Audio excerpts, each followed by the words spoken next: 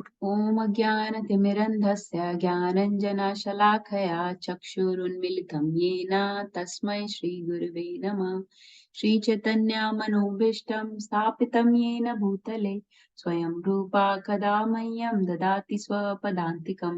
वन्देऽहं श्रीगुरु श्रीयुतापदकमलं श्रीगुरुं वैष्णवांश्च श्रीरूपं साग्रजातं सागणरघुनाथान्वितं सतं सजीवम् साद्वैतं सावधूतं परिजनसहितं कृष्णचैतन्यदेवं श्रीराधा कृष्णपादान् सागणललिता श्रीविशाखान्वितांश्च हे कृष्ण करुणा सिन्धु दीनबन्धो जगत्पते गोपेश गोपिका कान्ता राधा कान्ता नमोऽस्तुते तप्त काञ्चन गौराङ्गी राधे वृन्दावनेश्वरी वृषभानुसुते देवी प्रणमामि हरिप्रिये वाञ्छाकल्पतरुभ्यश्च कृपा सिन्धुभ्य एव च पतितानां पावनेभ्यो वैष्णवेभ्यो नमो नमः। जय श्री कृष्ण चैतन्य प्रभु नित्यानंद श्री अद्वैत गदाधरा श्रीवासादि गौर भक्तवृंदा नमो विष्णुपादाय कृष्ण पृष्ठाय भूतले श्रीमति भक्ति वेदांत स्वामी इति नामिने नमस्ते सरस्वती देवे गौरवाणी प्रचारणे निर्विशेष शून्यवादी पाश्चात्य देश तारणे मूकं करोति वाचालं पङ्गुं लङ्घायते गिरिं यत्कृपातमहं वन्दे श्रीगुरुं दीनतारणं परमानन्दमाधवं कृष्णचैतन्य ईश्वरं गुरुवे गौरचन्द्राय राधिकाय तदालये कृष्णाय कृष्णभक्ताय तद्भक्ताय नमो नमः। Thank you everyone for joining. Please accept my humble obeisances. So we're reading chapter 18, the conclusion or the perfection of renunciation.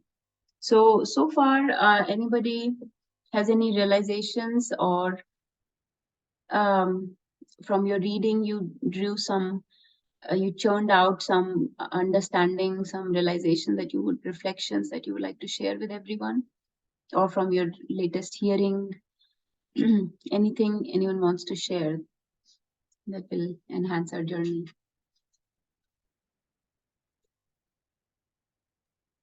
Hare Krishna Mataji, let me pranam. Hare Krishna. Just, the one thing that remains in my mind is that for the, the sadhana or the bhakti, you don't have to go to, some kind of jungle or like leave this and that and the material world. You can still be in the material world and continue with your spiritual journey. So that is the one immediate thing that remains in my mind. Yes. Yes, Mother, just perfectly shared. And in this day and age, we are not recommended to go to the jungle. We are not actually, it is against the recommendation to be in seclusion when doing the bhakti, because bhakti is a process that's done in association of devotees. Because we need a lot of stimulation or encouragement, motivation from other devotees. We need to hear from each other. We need to draw examples and inspiration from each other's. How everybody else is serving, and try to um, imbibe those high principles, high standards of service. So we need to serve each other, we need to hear from each other, we need to celebrate festivals, we need to chant together, we need to go on Harinam together, we need to do services together, preach the message together, share this with others. So we need to actually stay together, and it is not recommended to go to the jungle. That process was done in earlier ages like Satyug or actually Treta Yuga, Satyug and Treta Yuga. Satyug especially, people would go on, do dhyan in forest, live in seclusion. But this kind of nirjan bhajan without association of devotees will actually lead to fall down. If we try to do that, we won't be able to maintain it for very long. We will get easily distracted, disturbed by our own mind, by our own anarthas, if nothing else. So yes, Mataji, that's a very important point. So Krishna gives us yoga ladder or step by step. So somebody can follow those steps, or we can just come directly to the point of bhakti, where we use other principles of dhyan yoga, karma yoga, gyan yoga in bhakti yoga. We use them for the benefit of bhakti yoga. जैसे कि in dhyan yoga, I think everybody understands Hindi here. So I will switch between Hindi and English a little then. So ध्यान योगा में आप जंगल जाते हो या फिर meditation में बैठते हो या बहुत ज़्यादा mind is need to be focused and controlled. So that practice of dhyan you can use while doing your japa, while doing your chanting. You can focus your mind and you can try to sit in meditation, focus on the Lord's names, forms, qualities, and pastime. That same practice can be used in reading for longer, hearing for longer. So because your mind is not easily distracted and disturbed. So that is how Dhyan Yoga can be used to our benefit. Similarly, Gyan Yoga means cultivation of knowledge and detachment. So in that can also be used in Bhakti because you can use that to cultivate knowledge, to learn more from scriptures, to practice detachment from this world so that your senses are under control. You don't have too many desires. You don't have desire to enjoy this world. Those things you can practice from Gyan Yoga and introduce them in Bhakti Yoga. So we use other yogas. We use them in service of Bhakti Yoga. We use their best things and use them in Bhakti Yoga. Not that we go step by step. But so far in 18th chapter, since it's the conclusion, Krishna has given us the summary of everything in Bhagavad Gita. So he has started from the yoga ladder. He talks about karma yoga in the beginning, meaning karma yoga means working with detachment, working with the feeling of tyag or renunciation. So that's called nishkam karma yoga. So the first stage in yoga ladder is sakam karma, meaning working with attachments for enjoyment of fruitive results, right? Sakam, everyone knows, to work for some benefits, for some fruitive results. That is sakam karma. So you have bhoga in mind. Nishkam karma means working with detachment. So you are doing your prescribed duty, but you are not attached to the results. You are giving up the fruits for the service, for the enjoyment of the Lord. Then comes when you've perfected the Nishkam Karma Yoga. So last few verses we read, Krishna talks about Gyan Yoga, or he talks about Brahman and Paramatma. He talks about Brahma Bhuta Prasannatma. It's a Gyan Yogi who is perfectly situated in knowledge and detachment. Okay, so Shravani Mataji is here, so we'll speak mostly in English then. So Gyan Yoga means knowledge and detachment mostly, or very, very severe, like ascetic practices where you're living in seclusion, like Mataji was sharing. So that is a liberated platform. So perfection of Karma Yoga is Gyan Yoga. Perfection of Gyan Yoga is, Krishna says, Bhakti Yoga or Bhagwan realization. So let's understand this point very, very nicely. I want, because actually Rekha Mataji asked me this point, and Mataji, was that clear to you about Brahman, Paramatma, Bhagwan? I want to share Yes, that. Mataji. Okay. Yes, Mataji. It was very easy to understand. Thank you, Mataji. Okay, so we have to understand this because this is very important. Hare So Krishna. you know, yes. Hare Hare Krishna. Just one thing I want to mention. Raghavendra Prabhu also there today? Yes, Raghu Prabhu has joined us. Raghu Prabhu has joined, right? Hare Krishna. Yeah, So I Hare was just Krishna. thinking about his Hare Krishna Prabhuji. So I was just thinking about your earlier question about those shlokas. Oh, yes. And I don't know, those may be good right here because you're talking about the same kind of concept. If you think it may be good to discuss those also here. They also make the same point, similar point. I'm going to check with Raghu Prabhu's availability and see if we can do it next time. Okay. Because I will take those verses exactly. Because they're not, yeah, they're similar, but little, they're harder to understand. So okay. Right Sounds now, good. actually, we are on an easier part. So, okay. Okay, we'll do that next time. Hare Krishna. So, but this will clarify some things from those verses too. So there are three aspects of absolute truth. What is absolute truth? Absolute truth or Param Satya is none other than Krishna. This part everyone knows. That absolute truth is none other than Satyam Param Dhimahi. Right? That Param Satya is Krishna. So Krishna or Param Satya, the Supreme Lord, you can say, has three aspects. This is very important to understand. Brahman, Paramatma, and Bhagwan. Brahman is none other than the effulgence coming from the body of the Lord. Brahman is just the Brahma Jyoti that is coming from the body of the Lord. How many people know this concept very well? Brahman, Paramatma, Bhagwan, these three understandings. Anita Mataji? I can try Mataji with the examples that I had learned in our earlier classes. So we learned about sun rays. The rays is the Brahman, and then sun disk is Paramatma, and then sun God himself is kind of Bhagwan. That we can Yes, Mataji, perfect example, perfect analogy. And that is what I had given to Rekha Mataji also. So Brahman is nothing but the effulgence coming from the body of the Lord. It's the Brahma Jyoti. There are some people who just want to merge into this Brahma Jyoti. And that is called mukti or liberation. That is called impersonal mukti or liberation. Okay. That can be compared to sun rays coming from the sun.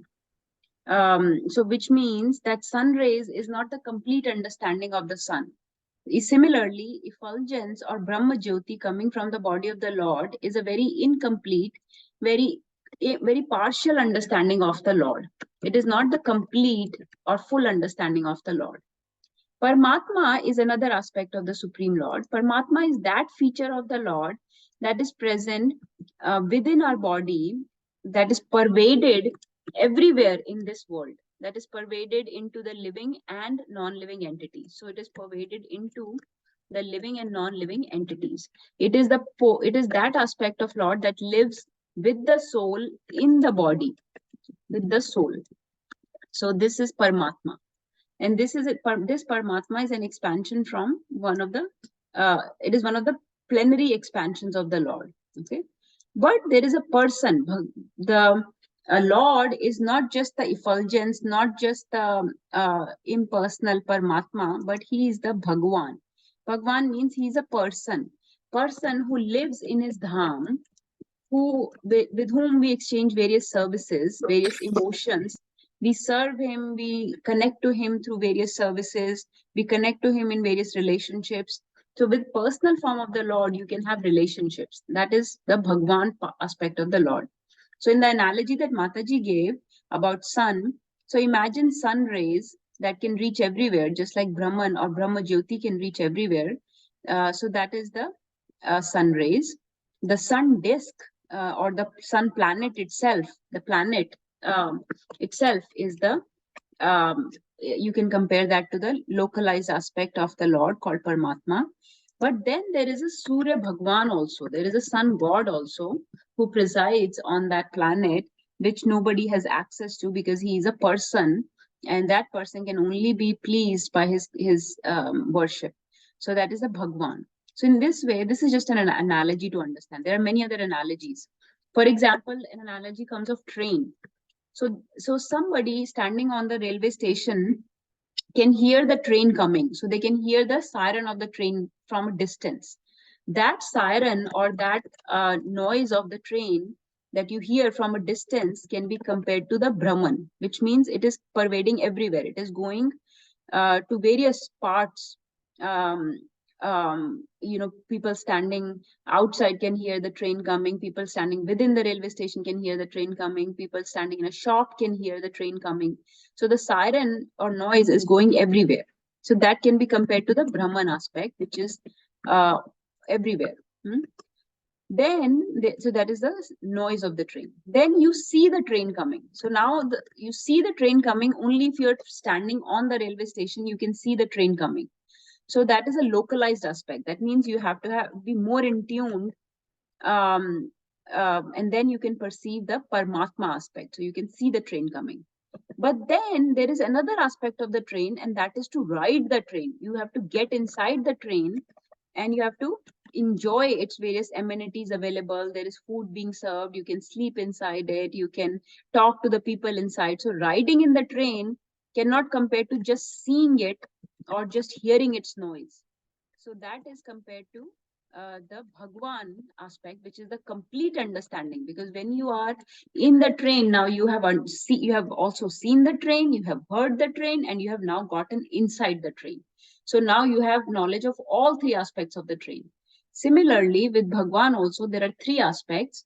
Some people just care about Brahman aspect, just merging into the Brahma Jyoti of the Lord, but that is a very incomplete or partial understanding, and it is not very joyful position. It is a very, it just means being free from the miseries of this world, but not really joyful. So that's why it's incomplete. Okay, there is no seva in here, there is no relationships in here. Paramatma is a more localized aspect because he is within our body. So some people with dhyan, with trance, with meditation can experience the Paramatma sitting within them. And they can connect to the Paramatma and take his guidance, take his instructions. So that is a little next level of understanding. But it is also not complete because you cannot really serve the Paramatma and you cannot have any relationship with the Paramatma. And also it is very hard to perceive Paramatma. It is very difficult. But the best understanding is if you can serve the Bhagwan directly in a relationship with certain emotions, enjoy with him and serve him, and that is a completely joyful position. And from that, there is no return. So Krishna says over and over again in Bhagavad Gita that na tadbhasate suryo na shashanko na pavaka yadgatva na nivartante Tadhama paramam mama. From having gone to that abode of mine, nobody ever comes back. And that abode of mine is my abode. Tadhama paramam mama. That dham is my abode. From there, nobody comes back because it is such a joyful place, because you can experience relationships with not only Lord, but his various associates, and everybody is serving the Lord. He's in the center of everything. So that is the Bhagwan understanding. So train analogy or sun analogy can be used to understand. Another example from the modern day that is given is that of Wi-Fi. So for example, there is Wi-Fi everywhere, right? We can connect to the Wi-Fi everywhere because it is pervaded, it is everywhere pervaded. But then there is certain internet in our phone that we can use. So that is more localized aspect of like the Paramatma, which is situated within our body. So it's like the internet within our phone. But then there is it is said Wi-Fi tower, wireless tower, where you can go and you can have access to multiple, softwares, hardwares, and you can use the Wi-Fi unlimitedly. There is no limit. There is no money that is being charged, and your unlimited amount of phone can be used like that. So just a very crude understanding that there is an all-pervading aspect, Brahma Jyoti, then all-pervading, but also localized within us, Paramatma. But then there is a person called Bhagwan. And this person or Bhagwan aspect is what Krishna wants us to enjoy. That's why he keeps calling us back to his abode over and over again. Even in these few verses, he talks about his abode many times. So that is one understanding I really want to clarify for everyone, because in this portion of Bhagavad Gita, we are climbing the ladder from Karma Yoga, Nishkam Karma Yoga, to Gyan Yoga, which is Brahma Bhuta platform. Brahma Bhuta means somebody who has understanding of the Brahman and Paramatma. So they are on liberated platform. They have control of their senses. They have control of their mind. They have control of their desires.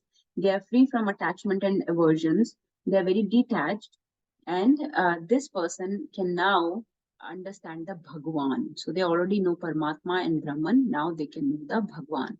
And knowing the Bhagwan is called the Bhakti Yoga. So that's where Krishna brought us to Bhakti Yoga.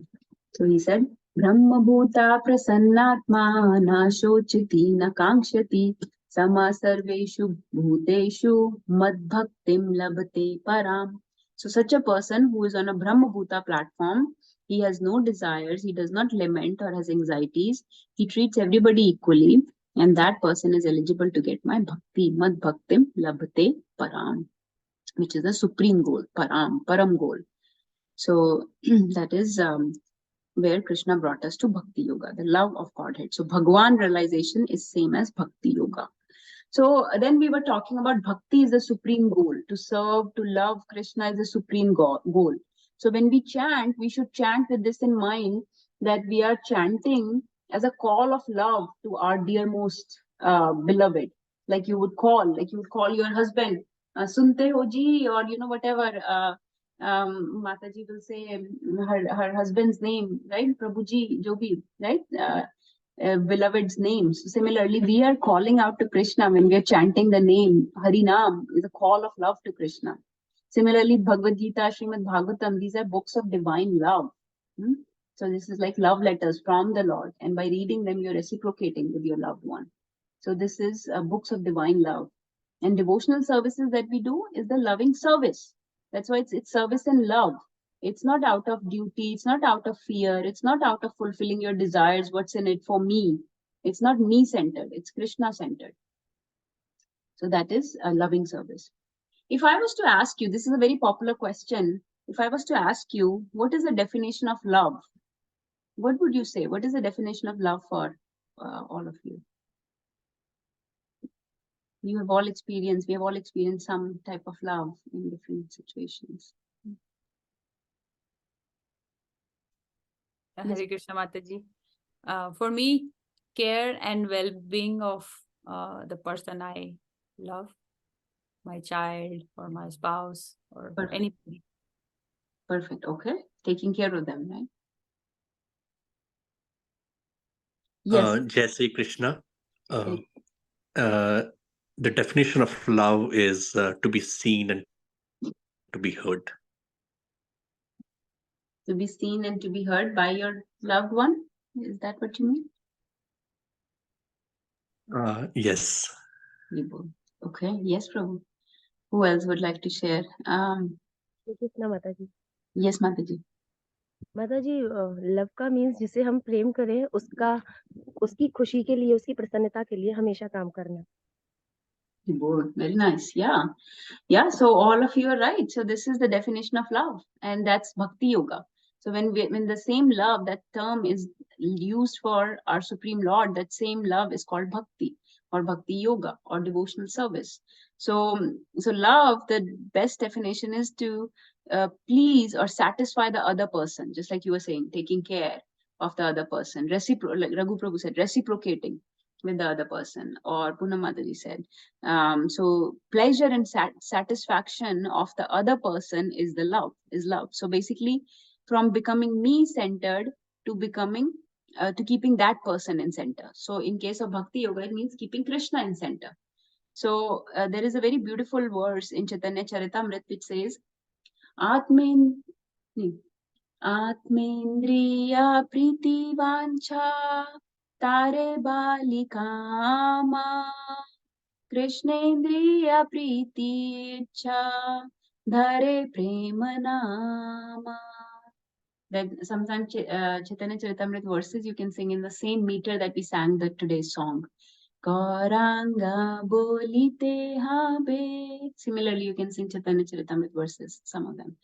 Atmendriya priti vancha tare balikama Krishnendriya priti ichha dhare prema nama. So Atmendriya priti vancha, if you want to just please yourself, tare bali calm, that is said to be calm or lust.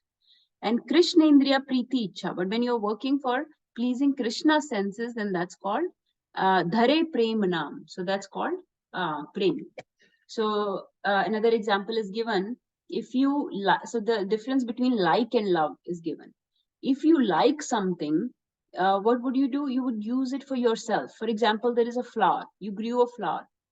If you like it, you would break it and you would put it in your hair, or you would smell it and you would decorate on your lapel of your shirt or something like that. But if you love it, then you would take care of it. Then you would water it, fertilize it, and when it's ready, you would offer it at the lotus feet of the Lord.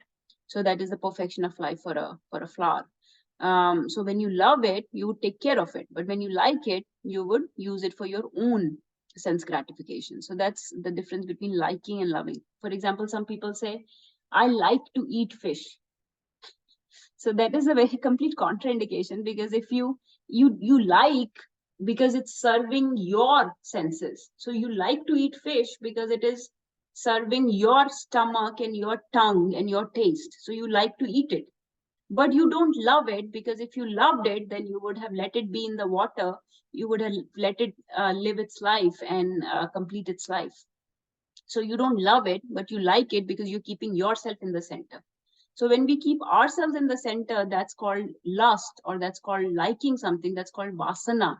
That's why in that song, Narottam Das Thakur was saying, Samsara vasana mora kabe shuddha habe, kabe tuchha habe. When will the my propensity to enjoy this world will get destroyed, so that I stop seeing things for my own enjoyment. I stop taking things for my own enjoyment and start using them in Krishna's service.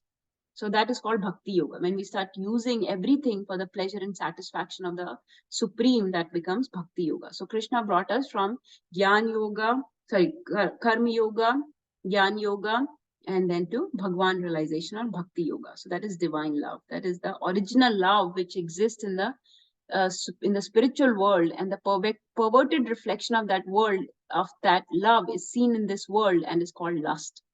सो वही जो प्रेम है, वो प्रेम एकदम uncontaminated है spiritual world में. उसी की जो शैडो या रिफ्लेक्शन हमको इस दुनिया में दिखाई देती है, that is called calm. So in that is why in this world actually love can only be aimed at the Lord. Everything else we just enjoy for ourselves. So the only real love that is said to come close to the love of Godhead is the love between a mother and a child, because that is the only love that can be selfless, where there is no propensity to enjoy for oneself and is completely catered to the. But imagine if the love between mother and child is so joyful and so blissful, right? And that love of mother is just a drop in the ocean of love of Godhead. So not to minimize the love between mother and child, but that's amazing already. It's so wonderful. We have all experienced, hopefully, the love of mother and child, whether from your own mother or having children of your own, you have experienced that love. So that love is in itself very wonderful, very blissful.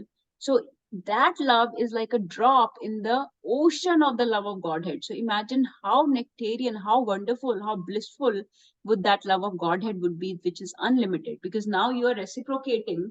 Now there is a give and take going on with the unlimited, supreme, absolute truth, who has no limitations. The people in this world have limitations, so they are not able to reciprocate with us as we want them to. Because we have different perceptions, different understandings, different opinions, different expectations, and they have different intelligence, different understandings, different opinions, different upbringings, whatever. So many things. So that is why the love in this world can never be complete and unlimited. But when you are reciprocating with the unlimited person, he's the only one who can fulfill all your unlimited expectations and unlimited reciprocations, and in unlimited moods and emotions he can reciprocate. So nobody can fill those shoes. And that is why that love is like oceanic. It is it has no beginning and no end. So that is what our aim is. And that's why Bhakti is called Pancham Purusharth. It does not belong to this world. Bhakti belongs to the spiritual world. Bhakti is or when we are situated in this world, we can become a devotee and relish the taste of spiritual world. Because in this world is governed by 4 Purusharthas. Does anyone know the 4 Purusharthas? Purusharthas, जो इस दुनिया के लोगों को चलाती हैं चीजें, पुरुष को चलाती हैं. 4 Purusharthas are mentioned in the Vedas and in all the scriptures. So 4 Purusharthas are, yes, Nirvay Prabhu. Hare Krishna. Dharma, Arth, Kam, Moksha. Dharma, Arth, Kam, Moksha. These are the 4 Purusharthas. So Dharma, Arth, Kam, Moksha. So these things are needed to run a society. So dharma means some religious development is needed. For example, you pray to demigods, and so that you have proper sunlight, you have proper rains, you have water on this earth, you have fertile soil, and that's why demigods help us with that. And you do various charities and things, and you get some pious credits, then you can do some economic development. Because if you don't engage in dharma, then there can be famines, there will be no prosperity in such a land, right? Because you are not thanking or paying your gratitude to the demigods that have given you everything. So that is dharma. When you have proper dharma, then artha or economic development can happen, meaning that country will be prosperous. there will be proper fertile land, so agriculture can happen. Then there will be proper finances in that country, so artha can happen. People will be engaged in fruitful activities. Artha can happen. Then calm. Once they have earned some money, once they have become prosperous, then they use that prosperity, that money, to enjoy, and that is called calm. And once they're fed up with all this dharma, arth, calm, then they seek liberation or mukti or moksha, which is typically moksha is aimed at Brahman platform. So those are the 4 purusharthas: dharma, arth, kam, moksha. But there is a pancham purusharth. And Srimad Bhagavatam, as we have heard many times, Srimad Bhagavatam deals only with pancham purusharth, which is bhakti yoga, which is only the divine love of Godhead. And just like we said, bhakti yoga can include all the other in it, yoga, jnana yoga, karma yoga, everything can become a part of bhakti yoga. Similarly, in pancham purusharth bhakti yoga, dharma, arth, kam, moksha are already included, because whoever is engaging in bhakti will already get liberation. Is that right or not? Is that correct? You will already be liberated if you're engaging in bhakti. If you're engaging in bhakti, will there be all prosperity, all victory, all opulences, all qualities in such a person? When there are all qualities, all opulences, all prosperity, will that person not be very active and very engaged in his prescribed duties and be able to earn the money and make this world a better place to live in? So earth will happen. And calm, we have already curtailed our desires to enjoy this world. So our calm is basically love for the Lord. So dharma, arth, kam, moksha will already be fulfilled if somebody is engaged in the pancham purusharth of bhakti yoga. And that is the main purport of import of Srimad Bhagavatam, which is a book of divine love. So coming back to Bhagavad Gita, I'm just summarizing from where we had left off last time. Then Krishna said, so after understanding that bhakti is the supreme goal, you will have to understand that only my devotee can know me completely. Only my devotee can understand me completely. So let's go to our document again. I'm just clarifying some very common concepts here. So we read about the 3 aspects of absolute truth. These things should be clear to everyone. We talked about Brahman, Paramatma, Bhagwan, 3 aspects of absolute truth. Then right now we talked about 4 purusharthas, and then there is a pancham purusharth. Purusharthas. We also talked about difference between love and lust of this world. Now we are talking about, we also talked about yoga ladder, the different steps that we take to get to bhakti yoga, or we can go to bhakti yoga directly. Now we will talk specifically about bhakti yoga. So bhakti yoga has 3 components, okay? And we are all following this. But now we will understand the names. It is called Sambandh, Abhidhyay, and Prayojan. Okay? Sambandh means to understand the relationship with the Lord. So when somebody understands that bhakti yoga is the best path, so now he wants to understand his relationship with the Lord. Imagine there is a boy who likes this girl and he wants to pursue her. He wants to marry her. What will he do? He will start trying to know her. He will know, okay, what does she do for work? What are her hobbies? What are her habits? What are the foods that she like to eat? How can I please her? Who are her family members? Does she have a brother or a sister? What is her name? What is her nickname? What are the places that she likes to travel to? So many things, right? What is her favorite color? So he will try to establish a relationship with her. He will try to get some understanding about her. So understanding the Lord, getting some idea of getting knowledge about the Lord, that is called Sambandh Gyan. Okay, understanding our relationship with the Lord, that is called Sambandh Gyan. कि भगवान कौन है, क्या करते हैं, क्या लीलाएं हैं, क्या उनकी क्वालिटीज हैं, क्या उनकी ऑपुलेंसेस हैं, क्या उनकी एनर्जीज और पोटेंसीज हैं, कौन उनके डिवोटीज हैं, क्या पास टाइम्स किए हैं उन्होंने. This is all called Sambandh Gyan.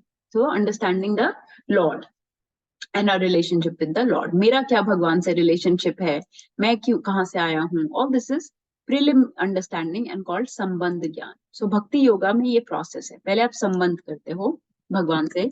When you start understanding, oh, Krishna is the supreme personality of Godhead. He is none other than Narsimha who came to save Prahlad Maharaj. Imagine the things that he's doing for his devotees. He is none other than the Vishnu who came to save Gajendra.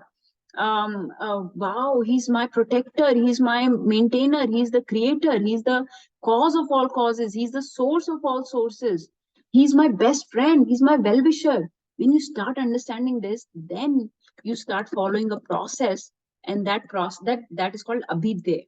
Abhidya means following the process. So then you plug yourself into the system. I know who this person is amazing, and I want to deepen my relationship with this person. So I will follow the process. And then the process comes of A, B, C, D, E. Association with the devotees, reading the books, chanting the holy names, eating the diet of prasadam, entering into the dhams or temples, and increasing your attachment to the Lord in general. That is abhidya or process. So with the knowledge, you get the relationship, then you follow a process, and then comes the goal. The prayojan is called the goal. So goal means the last thing, which is Krishna Prema. So we want to go back to Godhead. So going back to Krishna's eternal abode or attaining Krishna Prema, that is called the Prayojan. So in an eternal blissful spiritual state, you have achieved now Krishna Prema. That is the Prayojan. So that is the goal of all of this. So first is the relationship, Sambandh Gyan, Abhidya, following a process, and then achieving the goal. So this is where we are. We are actually in both of these. We have certain doubts, then we try to read more, then we are fluctuating between these two, but we have to reach the goal, which is Krishna Prema. So this is the process of Bhakti Yoga. So Krishna says, only my devotee can know me. Bhaktya mam abhijanati yavan yaschashmi tatvata. As I am, completely, tatvata. So his understanding is not, Bhakta's understanding is not incomplete. Bhakta is not thinking that I'm going to merge into Brahman. I'm going to finish my existence by getting mukti or moksha. So Bhakta does not want mukti or moksha. Bhakta does not want dharma, arth, kam. Bhakta wants to know Krishna completely as he is. Tatvata. Right? Janma karma cha me divyam evam yoveti tatvata. Whoever understands my janma, meaning my appearance and disappearance, my karma, my activities that I do, that they are all eternal and divya, tato mam tatvato gyatva. So by knowing me thus, that person can enter my eternal abode. Bhaktya mama, only my devotee can know me. So you cannot know Krishna by mental speculation, by Gyan Yoga, Dhyan Yoga, Karma Yoga. All those people cannot enter into the eternal abode of Krishna. So this thing we need to embed in our mind. Dhyanis, Karmis, Gyan Yogis, their destination is not Krishna Prem. They are not hankering for Krishna Prem, and they're not going to get Krishna Prem, and they're not going to get Krishna's abode. They're going to get impersonal mukti. But that impersonal mukti in Brahman or Paramatma is a very incomplete, partial understanding. It is not eternal, and you will fall down from that back into material world. There is no joy there. There is no seva there. There is only absence of miseries, but we want joy. So when you want joy, you have to have a relationship with Bhagwan, and you have to become a bhakta. So I hope all this is understandable. I will take a pause. Let's see if anybody has any questions, comments, confusions. Today, what we are discussing is the crux of it's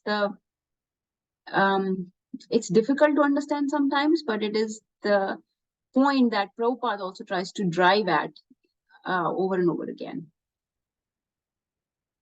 The difference between impersonal mukti versus personal Bhagwan, the difference between liberation versus service and relationship, the difference between just liberation versus going to Krishna's abode and achieving Krishna Prem. That is what I'm trying to drive at.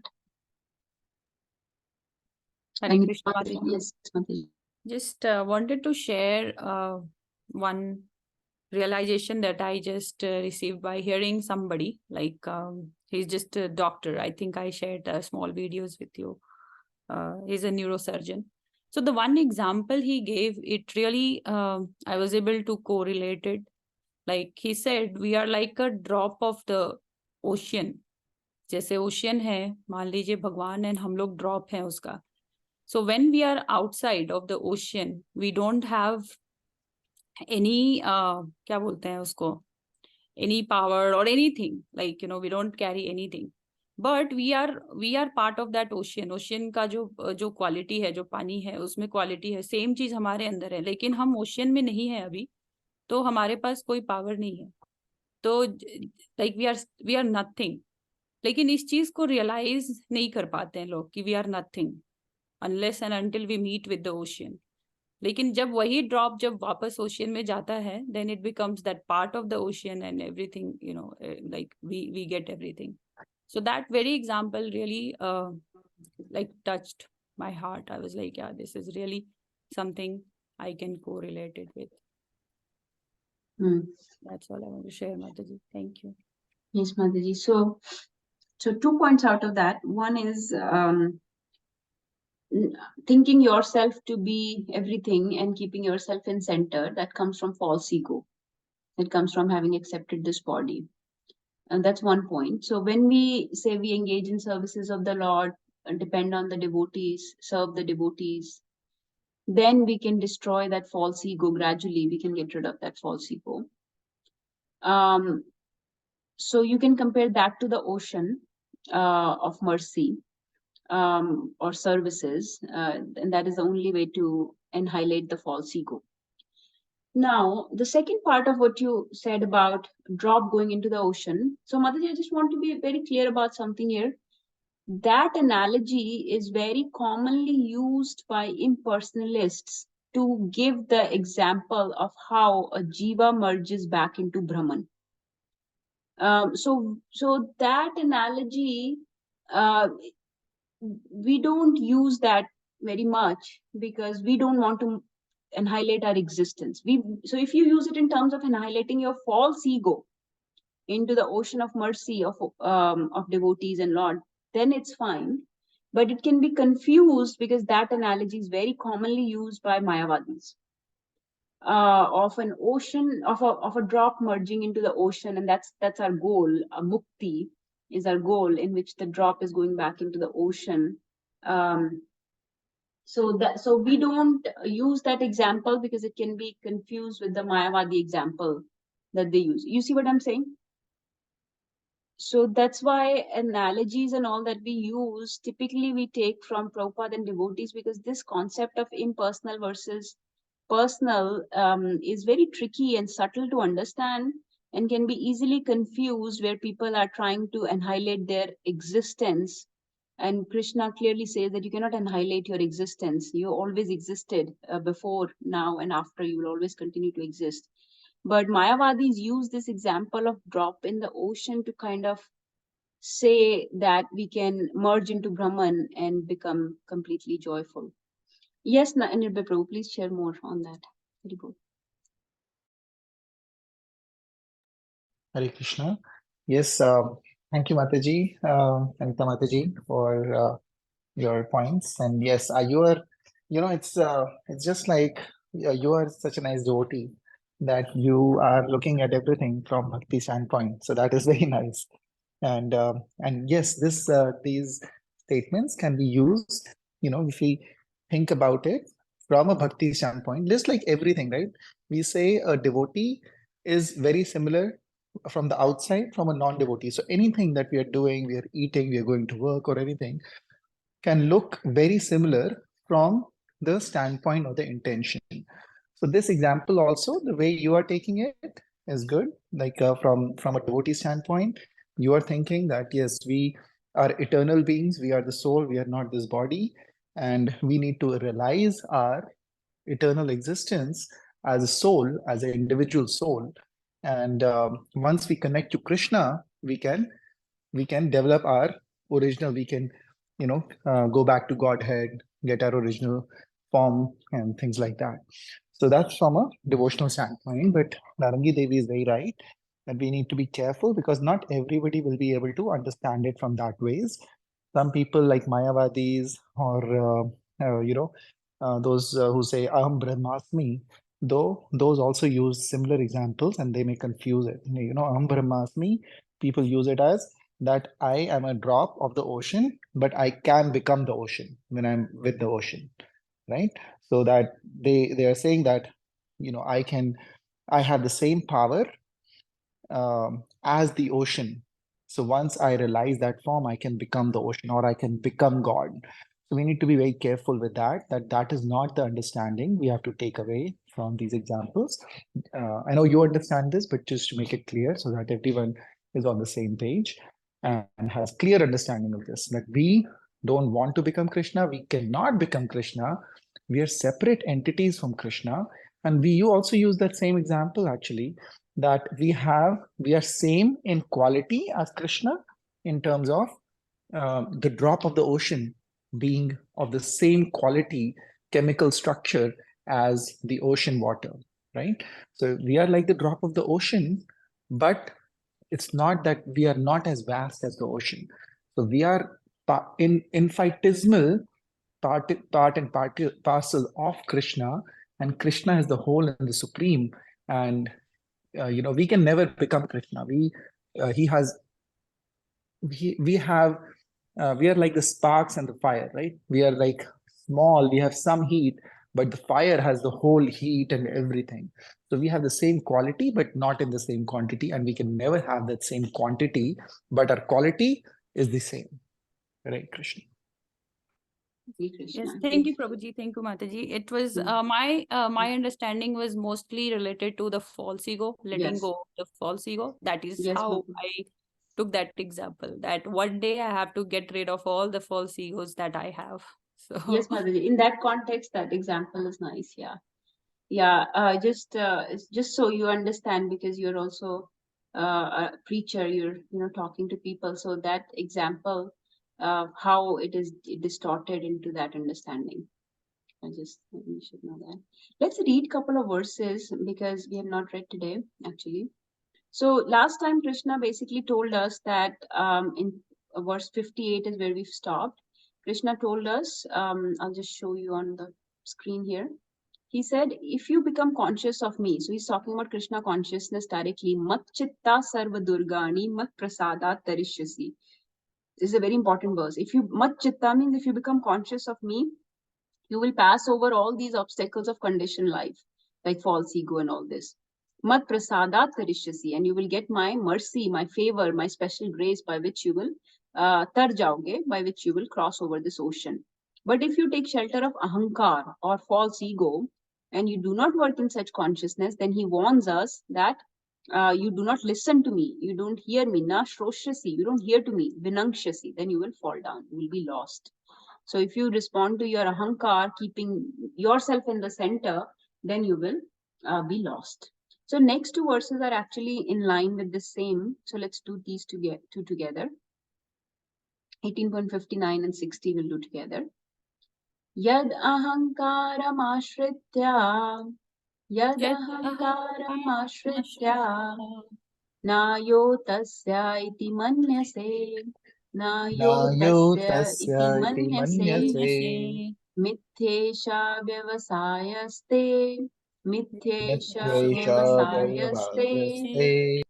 प्रकृतिस्त्वां नियोक्ष्यति one more 18.60 स्वभावजेन कौन्तेया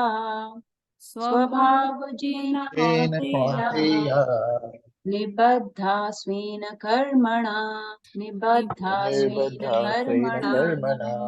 कर्तुं नेच्छसि यन्मोहात् करिष्यसि अवशोपितात् Can anyone read these two, 59 and 60? Can I read, Mat? yeah, go ahead, Mataji. Yes, Mataji, one each. Okay. If you do not act according to my direction and do not fight, then you will be falsely directed. By your nature, you will have to be engaged in warfare. Hare Krishna. Hare Krishna, text 60. Under illusion, you are now declining to act according to my direction. But compelled by the work born of your own nature, you will act all the same, O son of Kunti. Hare Krishna. So 58, we discussed that Krishna said, become conscious of me. So mat chitta, come in my consciousness. If you do, then your reward is that you will overcome all the impediments, all the obstructions, disturbances, problems that come with this material world. So this material world brings anxiety, fearfulness, difficulties, disturbances, and you can overcome those. Mat prasadat tarishyasi, by my mercy, by my grace, you will आप उससे तर जाओगे, you will overcome those durgani, or the impediments. So Durgani is a very nice word, because you know that this material world is under the control of inferior energy of the Lord called Durga. So Mad Durgani, that gives all the material world gives all the fearful problems in this world. Then let's come to the verses from today. He says, Yad ahankaran ashritya, if you take shelter of your false ego, if you do not follow my direction, take shelter of your false ego, your bodily identification. Na yotasya iti manyase, meaning then you will be falsely directed. You will be falsely directed. Mithyesha. So you will be under the control of Maya, under the control of my inferior energy, and you will and by your nature, then he says second point, but by your nature you will have to be engaged in warfare. So your nature, your swabhav, your prakriti is such that you have to be engaged in warfare, because you are Kshatriya, you are brought up as a prince to fight in the wars, to fight in the battles. You have all this knowledge of all militia, military weapons and whatnot. You will need to engage that skills, those talents, those resources, those qualities. You will have to use those qualities. And so by your nature, by your swabhav, one way or the other, you will be engaged in warfare. But so one option is you fight for me, under my direction, under my protection, under my supervision. Or you will fight, but you will be fighting, at a later point, Arjun may be fighting for some unknown cause, for some adharmic cause, it's possible, or for his own sense gratification. So having the propensity to fight, you will be fighting regardless.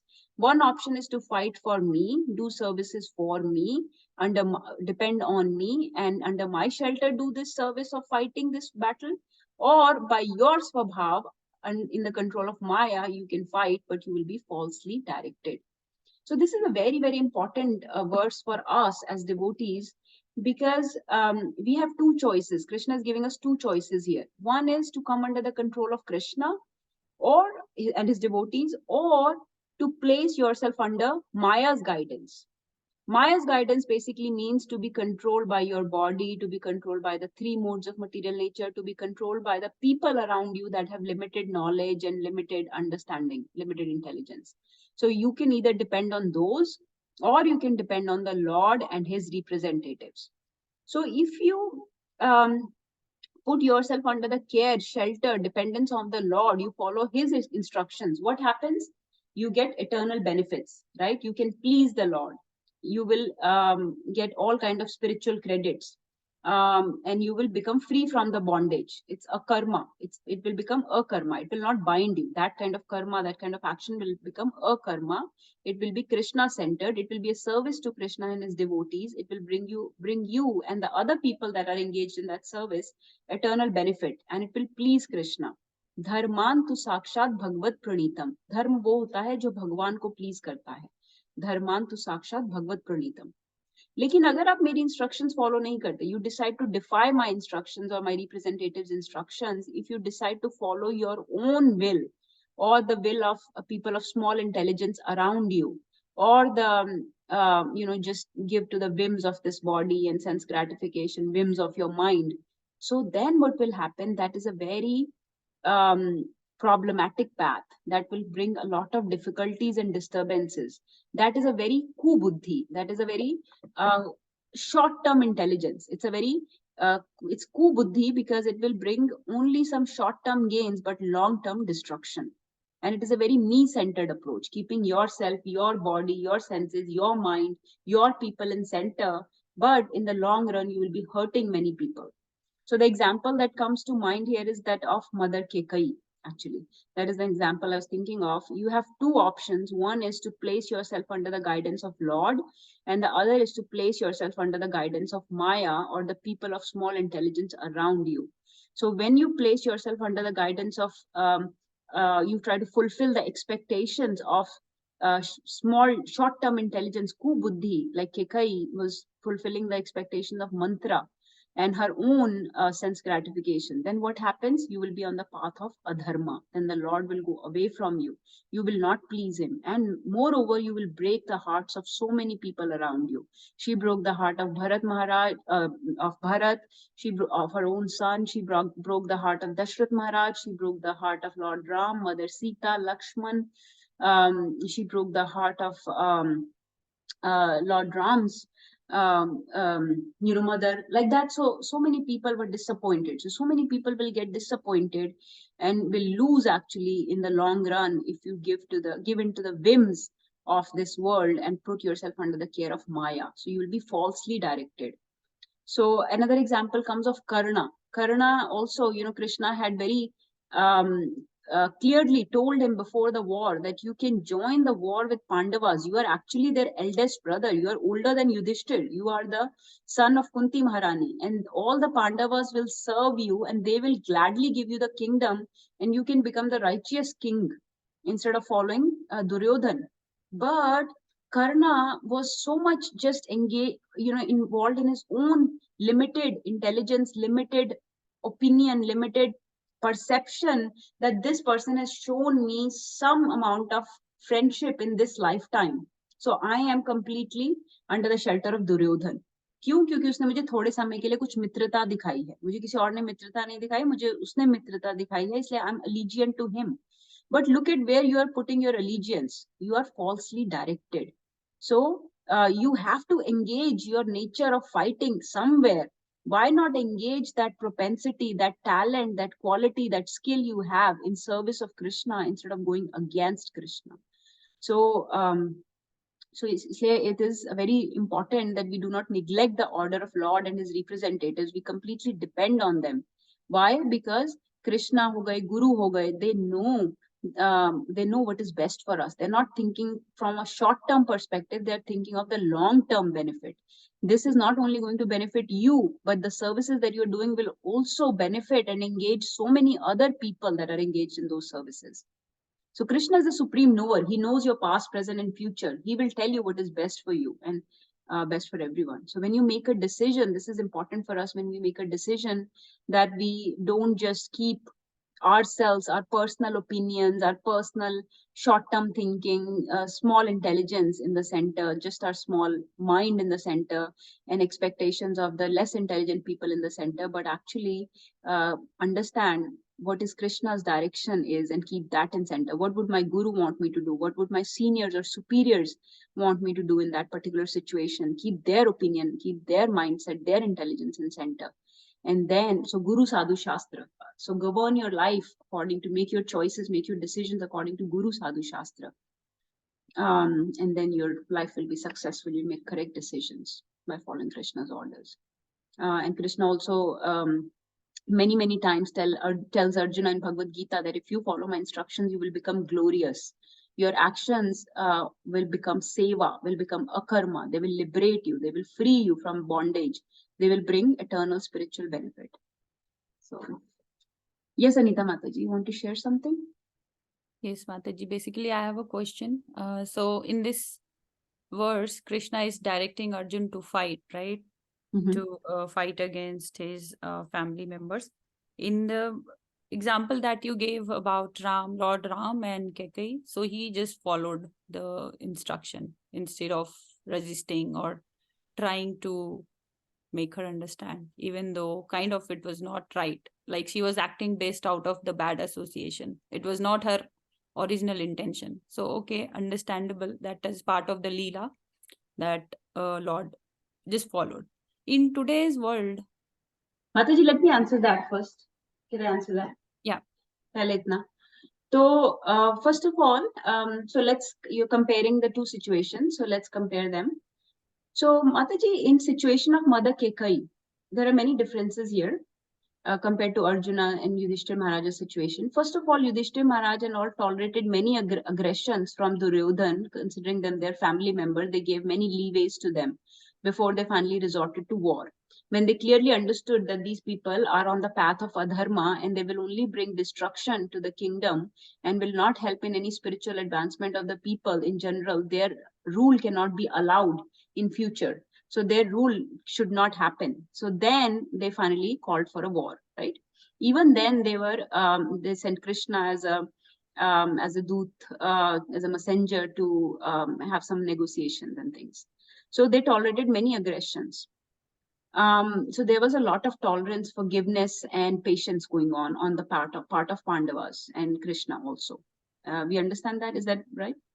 Secondly, if they did not fight, then adharma will rule. Adharma will rule. Duryodhan and party will rule. So if they ruled, imagine what destruction would that bring. So that's 2 points. Now coming to Kekai's decision of sending Lord Ram. Remember, first of all, this is the first. Mother Kekai was very, very loving. We have understood that. She loved more than Mother Kaushalya did. She would shower more love on Lord Ram. She was more attached to Lord Ram than even Kaushalya was. So she was so attached to Lord Ram that she had given away her palace, her jewelry, her saris, everything to Mother Sita. She was so attached to Lord Ram. And this was first of all, an act of momentary indiscretion. And so that should be tolerated. When we have our family members that have some momentary indiscretions, that should be tolerated, forgiven, and tolerated with patience. That's number 1 point. Number 2, if he left, it's not like adharma is going to rule the kingdom. It's Bharat. And Lord Ram is more than happy to let Bharat rule. Just like Krishna wants Arjun to get all the glories by fighting, because the war is already won. Krishna already showed Arjun that the war is already won. You just have to fight and become my instrument. Similarly, Lord Ram is also very eager to give Bharat his glories, that Bharat should rule the kingdom of Ayodhya, because he will rule very righteously. He should get all those glories of ruling the kingdom. And so it's not adharma that's ruling the kingdom. And in the 2 cases, the major difference is that in the case of Kekai, only Lord Ram was being punished. But in case of Pandavas, and the whole kingdom would have suffered if they did not fight.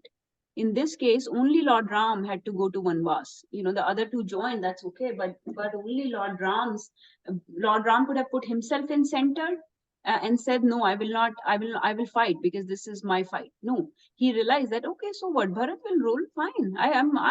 He was completely, Bharat is completely surrendered to Lord Ram. He will rule as the perfect representative of the Lord. So there is nothing to worry.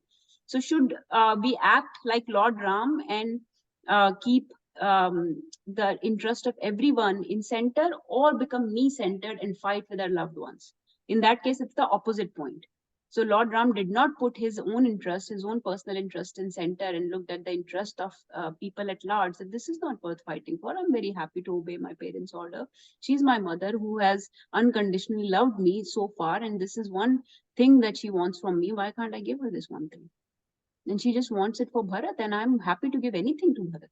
That's why he told Kekai that, you could just ask me, I would leave. I mean, you didn't have to use your 2 boons, actually. He told her, you didn't have to waste those 2 boons. You should have just told me, Ram, you go away. I want Bharat to be the king. And I would be happy to make Bharat the king. Bharat actually deserves the kingdom. So you didn't even have to waste those 2 boons. Why did you ask father for those boons? So that is the position of Lord Ram. So very, very different situation. That's that, Mataji. Let's ask your second question, and we'll take more reflections from other devotees also.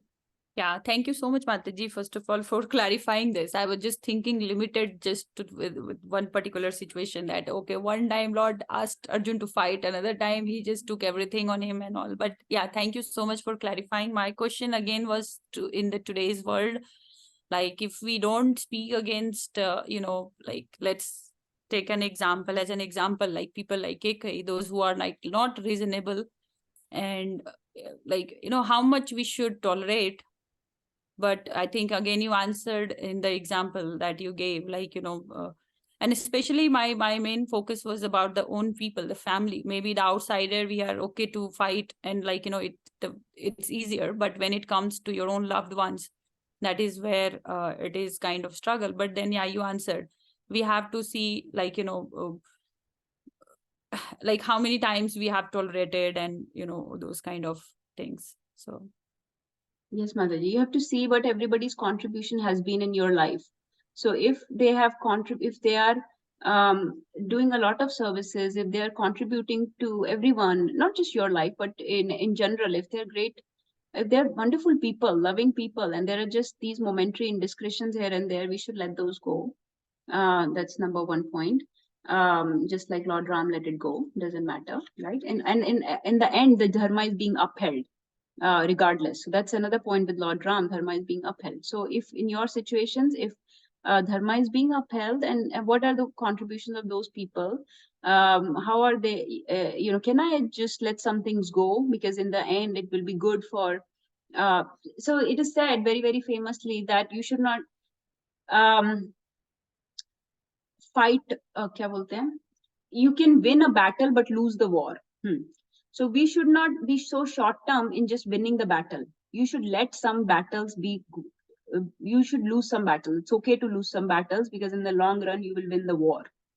So battles typically happen with the people that are very close to us. Battles typically happen with family members, friends, community members, people at work that are close to us. They pick battles with us. We should not pick those battles, because if we pick those battles and defeat them, then in the long run, we will lose the war, which means we will not be able to make any significant contribution in their life. You will break the bridges. Those people that may be now confiding in you, that may be friends with you, they may be doing some services, they may be helping you and other community in various regards. You are breaking bridges with them, and that will be losing the war. So it's okay to lose some battles, because in the long run, you will win the war. So that's the mindset between battles and wars. So we should let some battles go. We should, not every battle is worth our fight. So same thing with family members and all. Some battles you should not, they're not worth fighting for, because they are from very short-term perspective, short-term intelligence, and they do not need all our energy and investment of time and potencies. Okay, let's, we read 2 verses. Let's break down the second one, because we'll run out of time. Okay, so then Krishna is saying, under illusion, you are now declining to act according to my direction, but compelled by the work born of your own nature, you will act all the same, O son of Kunti. So he's saying the same thing, essentially, that your swabhav, your prakriti would want you to fight. So if you, under illusion, under moha, under bodily conception, you are declining to act according to my direction. But this propensity of fighting that you have, you will have to fight one day. And that battle will be much harder to fight. So rather fight right now under my instruction, under my guidance. I'll make the last point and we'll stop. These verses actually take a lot of time, because these are the concluding verses of Bhagavad Gita, and they have many, many points to be drawn from them. So this is what we have to understand. When you defy the orders of Supreme Lord or of the representatives of the Lord, it is called bhoga pravritti, or enjoy mentality, keeping yourself in the center. It comes from ahankar, or false ego. It comes from bodily platform, or our limited opinions, limited perception, belief system. I believe this, I believe that. That is all just very limited, and that's very bodily oriented. And it's called short-term intelligence, kubuddhi, which brings ruin to oneself and to others. And in 7th chapter, Krishna has called such people Mayaya aprihit jnana. Maya ne jinka gyan kidnap kar liya, अपहरण कर लिया है जिनके ज्ञान का, Mayaya aprihit jnana. So these people become bound, they act against dharma, they fall down, they lose spiritual credits. Rather, whatever qualities, resources, potencies, skills, talents, whatever we have been given, we should use them in service of Krishna and engage not only yourself but others also in those services. And those actions will liberate you, liberate others. They will become seva, they will become joyful, they will become glorious, they will bring you glories, and you will get eternal spiritual abode, Krishna says, and you will get Krishna prema. That's where I will stop. Anybody wants to share anything? Next verse is very, very important. It's the memory verse of Bhagavad Gita, and we'll spend some time understanding it.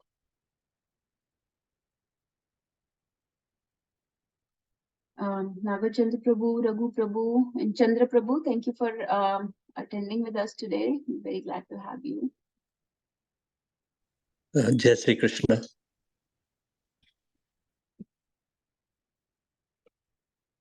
Anybody wants to share anything?